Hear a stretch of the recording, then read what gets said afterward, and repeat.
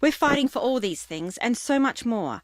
Have a look at the Charter at saworkingpeople.com.au. Spoken and authorised by J. Giles, Adelaide. Amanda Blair. How did you go on your hot lap, Premier? Because I know that you got into the zip front fire suit. Yeah, well, all I can say is I'm still alive. Did you swear at any stage? No, I actually got into it. It is absolutely terrifying. It is. Did the adrenaline start going, though? Did you enjoy it? Something started going. But, Your best friend in the afternoon. Amanda Blair. Weekday afternoons from 1 on 1395, Adelaide's 5AA. Interactive radio. Tweet at 1395 5AA. Peter Godfrey. Now, another text here from Graham just on these darker police bikes. He says they're unmarked bikes and they've been using them for about 18 months. Thanks for that, Graham. 1999 1395 for a text. Let's head across the ditch to New Zealand. Selwyn Manning from livenews.co.nz. Good morning, Selwyn. How are you going? Yeah, good morning, Peter. That's nice over there this morning, or how's your weather over there? Well, it's sounds like it's a repeat of most times you ask me that, Peter. It's a bit pouring with rain. Oh, is it? Oh, heck, bit like our eastern states neighbours.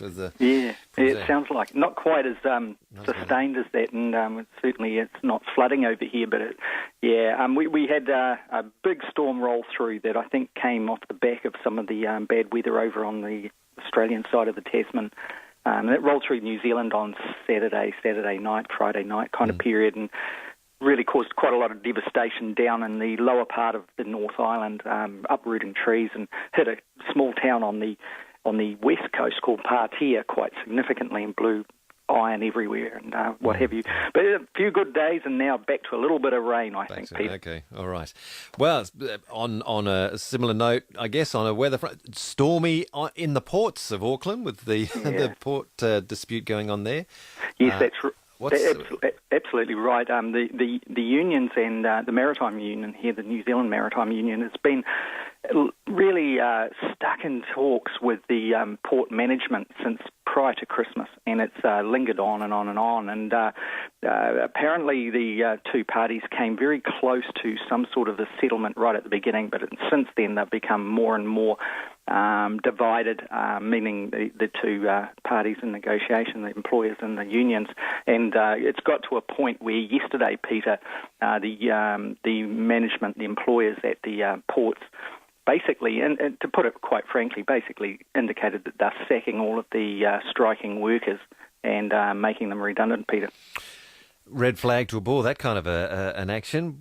What's going to go next? What's happening next? This is not going to be taken lightly. No, it's not going to be taken lightly, and it's really taken, I think, from what we are seeing in the immediate polling that's occurred after this, the general public's got a lot of sympathy for the impact it's having on the families of the workers. Other unions have been in support while the strikes have been going on, providing money, cash, but also significantly food for the striking workers and their families. So that kind of support and that kind of solidarity is expected to have a reaction, and I guess it's predictable, and we would know what kind of reaction that would be having. The ports, they've been staunch. What they're wanting is basically to casualise the workforce at the ports. They're saying that the nature of the business and the nature of the throughput with ships coming in, ships coming out is changing, and that they really want more flexibility with the contracts with the workers, and that flexibility basically is resting down on non-specific kind of committed times per week. It might be that some weeks there's less work and some weeks there's more, and that's been resisted, as you'd understand, by the workers who obviously have their own financial commitments. There's a lot more to it. It's a lot more complex, but this is the area that is underlying most of it, the casualisation of the workforce, as opposed to having a structured expectation of how many hours one would be doing per week. There's also other commands in there that the employers are kind of trying to push and saying that where some workers may be expected to perhaps work more than 60 hours in 1 week, their pay would not correspond to the same kind of pay that they would get if they were doing those kind of hours now. So there are huge grievances there, and it seems the two parties, yes, are well apart on this. As far as the redundancy is concerned, it's obviously an extreme move from an employer to do that during what appears to be is really pushing the New Zealand employment relations law here to the limits, in a sense. There's a clause in the employment relations law here in New Zealand that says that both parties have to negotiate in good faith, and that good faith bargaining is well entrenched and has many precedences reflected in since it came in around about 9-10 years ago. So it'll be interesting to see from a legal point of view how that goes. I raised it today on your program, Peter, because there's a significant amount of shipping traffic between South Australia and the ports of Auckland, and if the unions start to actually coordinate their response to this particular move by the employers, I wonder whether or not there is something that there may be consequences in some ships not being loaded or unloaded at your end of the ditch. How many workers are we talking here that have been made redundant? Around 300 or so. There's quite a significant amount of workers involved, and those figures go up and those figures go down a little bit. That's pretty much the ballpark. Okay. And is the Maritime Union's a strong union there in New Zealand? What's their sort of background? Yeah, it's become much more connected and much more active in representing the rights of its workers. What we had way back in 1991, 92 kind of period, all those years ago, was an act that came in called the Employment Contracts Act, and that was seen as a union-busting act, really, a union-busting bill as it was going through the Parliament. And what it did was it placed the option for workers to have contracts, but one unionised contract, union negotiated contracts, or individual contracts, and it really split the unions right through the country and took a lot of power from them. In recent years, what we've seen is more reliance on unions to get a decent deal for workers, so the power of the unions has increased. There's also been independent unions like Unite Union rise up here in New Zealand that has kind of helped which is much more active and certainly will protest at length when it's not getting its fair share of sway in the negotiations. And it seems to have re-sparked a culture where union support and seeking recourse to the union to help with grievances is becoming much more commonplace. It comes at a time too when the national-led government, which often represents the employer type of side of the ledger, is seen to be more and more aggressive toward unionised representation. Has John Key weighed into this in any way, into this current situation? Well, he has in the past. He's a little bit silent at the moment. I'll have to do another recheck, but I understand that he's trying to keep some distance this week over this. It was interesting that the Labour Party leader, the new leader, David Shearer, he indicated, and I was at a meeting with him about a week ago, and where he was asked why he personally hadn't been public on trying to find a way through, considering that the Labour Party is often and is supported by the unions.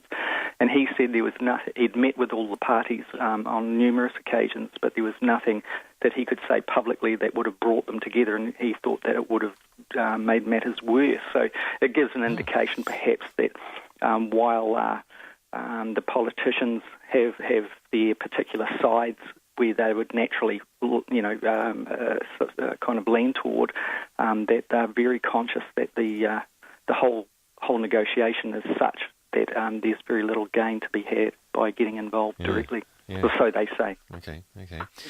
All right, on to issues of policing. The public service funding cuts of making a bit of an impact on police budget cuts there.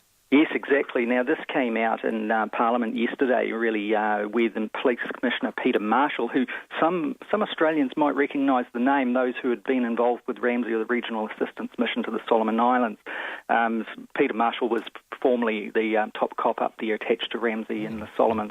But he's back here in New Zealand, and he's the police commissioner here now. At the select committee, he indicated that it looked likely that a 3% wage rise for all police officers would create inflationary pressure. Now, that's how it's been reported here in New Zealand. Now, what they're saying there, that inflationary pressure, what it boils down to is the police would have to find $470 million in the next 4 years.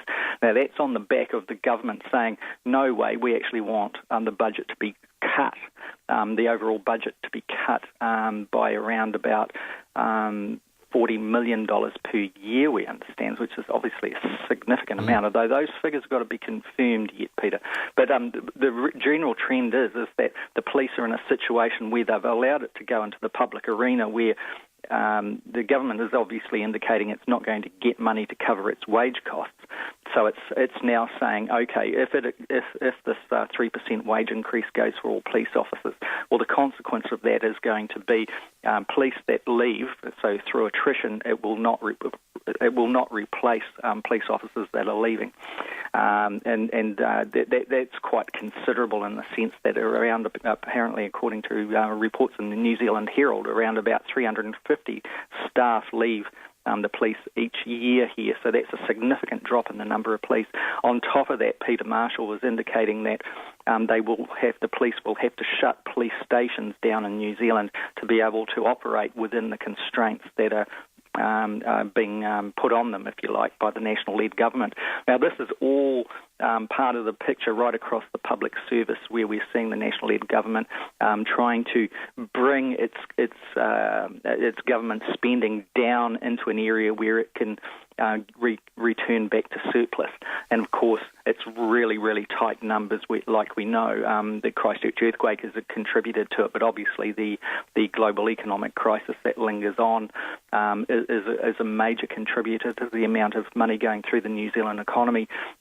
Put on top of that, the ideology of the National Party when it's in government is pretty much to have less government in the country and more private enterprise in the country.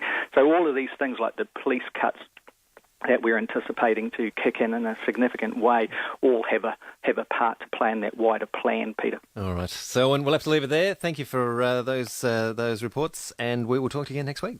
Okay, Peter. Take Thanks, care. Selwyn. Selwyn Manning from livenews.co.nz, all the news from across the ditch in New Zealand.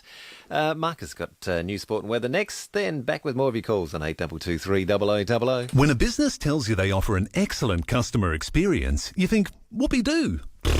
What's that going to cost me? But when a business wins a national award for customer experience again and again, that's different. That's Eblin's Subaru. For 40 years, the Subarus at Eblin's have changed, but their service never has. They do things for their customers the others don't, or won't.